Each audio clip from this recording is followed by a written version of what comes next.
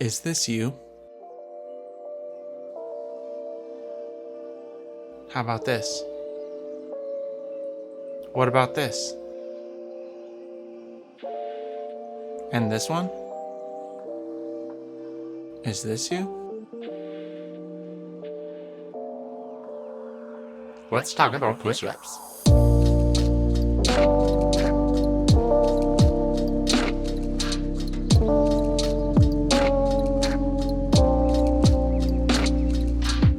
A basic bodyweight exercise that can be difficult for a lot of people. Let's go over what to do and what to avoid, as well as how to modify and progress if you're not quite ready to do a traditional floor push-up. Before you can push or go up, you gotta know how to plank. Being unable to maintain a plank position throughout the range of motion of a push-up is why so many people struggle with push-ups or have trouble with form. A plank is the start and end point of a proper push-up. Here's some things you want to keep in mind. You can break this down into two parts. The easier part is placement, and the more challenging part is engagement. To start with placement, it is generally recommended to keep your hands basically underneath your shoulders and keep those elbows pointing back, like towards your feet. And your fingers should be pointing forward, kind of like this. For the hard part, engagement. Engagement has to do with keeping specific areas of your body or muscles contracted or engaged to maintain proper form and technique. So starting with your upper body, your shoulders and your back, where your shoulder blades or scapula are, should be engaged. Think pushing into and away from the floor at the same time, so your shoulders aren't shrugging back or upwards.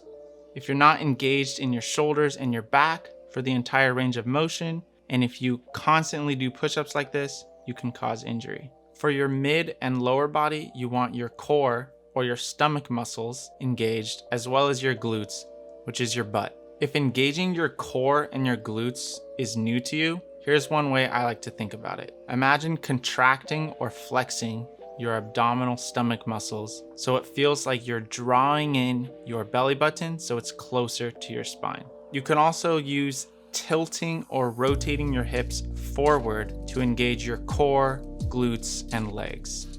If you are not engaged in your core and glutes, your lower back may start to sag, and that can cause injury to your spine. Once things are in the right place and the right things are engaged, you're planking. Now it's time to push up. While maintaining engagement, lower with control until your arms are bent to at least a 90-degree angle. You do not want to touch anything to the ground like your chest or stomach, but you can go as low as a couple inches from the ground. From the lowered position, you're going to push or press back up to the starting position. If you're just starting and you're like, I can barely hold a plank and keep those things engaged, let alone do a push-up.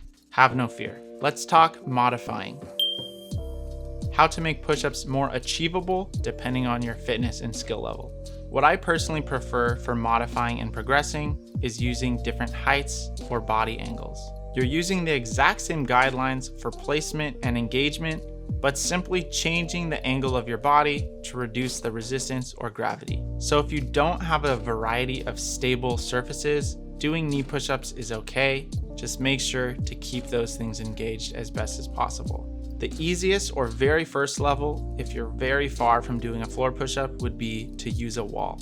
So you would be a couple steps back from a wall, place your hands lined up with your shoulders, and go through the range of motion for a push-up. If a wall is way too easy, you can find something about chest level or so. Do the same thing. Put your hands about shoulder width apart, take a few steps back, and go through the range of motion. One step in the more challenging direction after that would be a surface that is about waist high. One step above that is a surface that is somewhere in your shin or knee height. And then of course, you'll end up with a traditional floor push-up once you're ready. So what's the best level or modification to start if you want to progress towards getting to the floor? This is going to vary from person to person, but maybe find an angle in which you can stay engaged the whole time and do about 10 to 20 push-ups. Once you can easily do 20 or more, maybe steepen the angle a little bit. So if you've been working at chest height and then you can easily do 20, next go down to waist height. Remember, one of the most important parts is that engagement. If that ever starts to fall apart before you hit 10, maybe modify to make it easier. Finally, here's your do's and don'ts for push-ups one more time. Do, point your fingers forward. Don't, point your fingers anywhere else. Do, have your hands basically beneath your shoulders. Don't, have your hands super wide or super far forward. Do, engage your shoulders and your back. Don't, collapse in your shoulders or shrug. Do, engage your core, glutes, and legs. Don't have a saggy lower back or let your butt get too pointy. And keep your butt down. You're not a mountain. Now go do some straight up push-ups. Upper body engagement as well as the